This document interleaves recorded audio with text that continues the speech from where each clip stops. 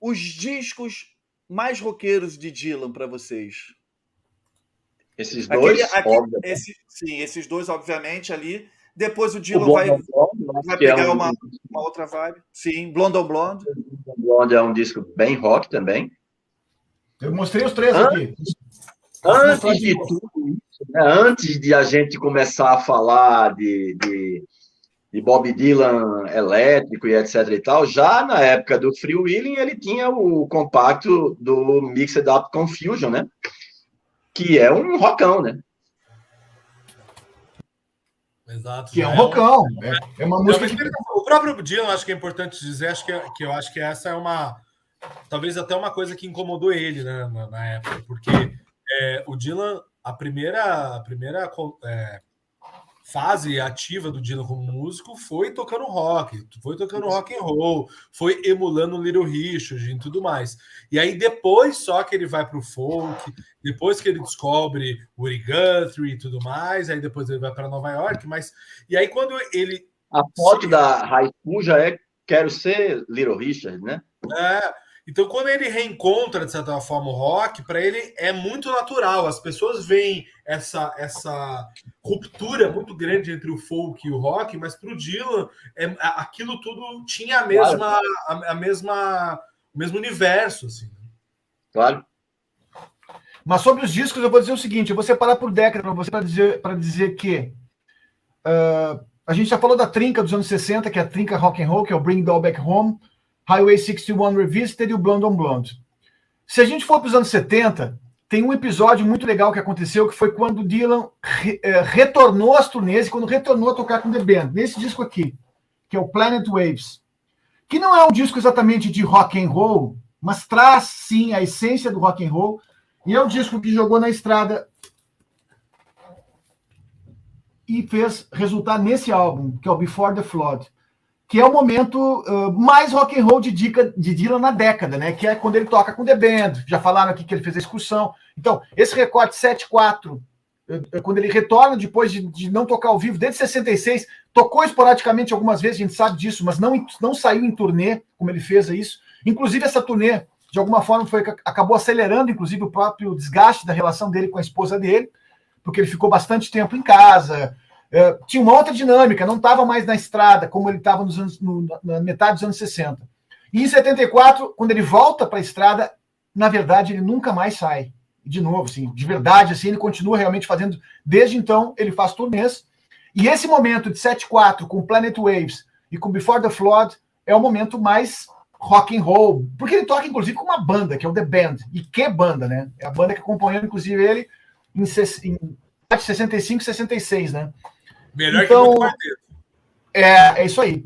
E aí, se for para os anos 80, por exemplo, cara, se for para os anos 80, não dá para não falar nesse álbum aqui, que é o War Mercy, que é o grande disco de Dylan naquela década. Isso é incontestável para quem conhece a obra de Dylan. É produzido pelo Daniel Lanois, que depois vai produzir um outro disco dele na década seguinte. Mas o War Mercy é um disco, inclusive, político, com ótimas canções de amor. Tem canções que eu adoro muito, como a própria Political Work, que abre, tem Was It Wanted, que é uma música que depois o Willie Nelson revisitou, que é uma senhora música, e aí tem mais aqui, ó, Everything's Broken, é um puta rock and roll também, com uma pegada meio blues rock, enfim. Eu acho depois, que aí, Márcio, só complementando você em relação aos anos 70, posso... Por favor. Você quer falar tudo e depois eu falo a minha. Pode ser. Eu vou chegar até o final aqui, tá chegando, ó. Anos 90, Time Out of Mind, o meu número 1, produzido de novo pelo Daniel Lanois, e é o disco que marca, talvez, o momento de virada na carreira do Dylan, porque até então, o Dylan era visto já como um cara meio tipo... As pessoas não levavam mais a sério os álbuns do Bob Dylan. O War Mercy fez um pouco que a crítica e parte do público se renovasse, coisa e tal, mas é nesse álbum que ele ganha 3 Grammys que realmente as pessoas percebem, opa, o Dylan ainda está vivo, bem vivo, em altíssimo nível, porque é um disco em que ele tinha 56 anos, gravou canções, as letras são excepcionais, tem um filme, inclusive, qual é o nome do filme, Sérgio, que foi inspirado com canções do Time Out of Mind, lembra aquele filme? Daqui a pouquinho eu digo mais aqui. Antônio Bandeira. Enfim. E para complementar esse saco aí, cara, eu vou chegar em 2001 e falar do Love and Tap. Nós fizemos uma live desse disco, inclusive, porque é o primeiro disco produzido pelo Jack Frost. O Jack Frost é o próprio Bob Dylan, é o alter ego dele, e de alguma forma é um disco em que ele mostra que ele tem capacidade de se resolver sem produtor, de juntar os músicos dele, gravar em estúdio ao vivo, sem overdub, como ele queria, da forma como ele queria gravar. Inclusive, ele disse em algumas entrevistas que esse era o álbum, esse e o Blonde on Blonde, ele considerava os grandes álbuns onde ele mais se sentiu satisfeito, né? Mas, enfim, o Dylan pode dar uma nova entrevista e falar outro álbum, mas até então era esse um dos preferidos dele, né? Manda brasa, Pedro. Márcio, a vida em si. A vida em si. Live itself, exato. Esse filme foi inspirado todo, na verdade, parte dele e a trilha sonora em canções do Time Out of Mind. Eu indico demais para você, é um filme belíssimo, barra pesado em alguns momentos, mas vale a pena, um grande filme. É um filme pesado, a relação não é uma relação direta, então é uma coisa bem poética mesmo, não existe uma, né? Mas é bem bonito, acho. É bem bacana. Tem que assistir em dias bons. O início dele já é um soco no estômago, né, cara? Mas, eu acho que os discos mais ligados ao rock do Dylan, obviamente que você tem o dos anos 60, acho que não precisa nem dizer, acho que o Márcio já falou.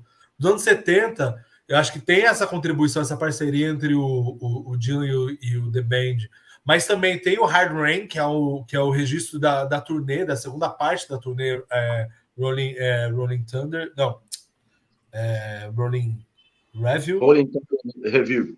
Isso. E eu acho que esse disco também é um disco com um peso de rock mesmo, assim, né, nesse sentido sonoro mesmo. A versão de Maggie Farm dela é maravilhosa nesse disco, por exemplo. Exato, exatamente. Nos anos 80, eu acho que até como contribuição, se a gente pensar especificamente em registros de discos, né?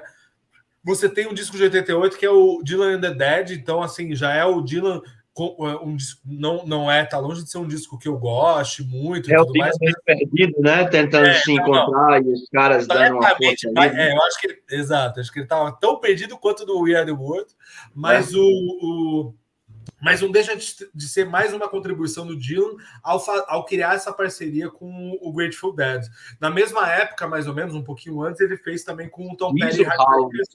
Na biografia que ele tentou ser integrante do Dead, né? Pra você ver o nível de piração que ele estava na época, né? E teve um veto, né? Por isso que ele não entrou. Graças ao bom Deus. Graças Mas eu acho que também teve, então, o Dylan and the Dead, teve essa turnê com o Tom Petty e também teve o Traveling Wilburys, que eu acho que é uma grande lembrança. Um projeto de um super grupo feito meio ao acaso, que tinha um espectro de gerações e de artistas muito significativos para o rock and roll toda essa amplitude, né? Do Roy Orbison ao Dylan, ao George Harrison, ao Tom Petty, então Jeff Lynne. Isso. Então você tem todo esse espectro que mostra muito bem esse super grupo, né? E nem sempre eles fazem as melhores, mas acho que foi uma junção muito interessante. Isso nos 80 ainda.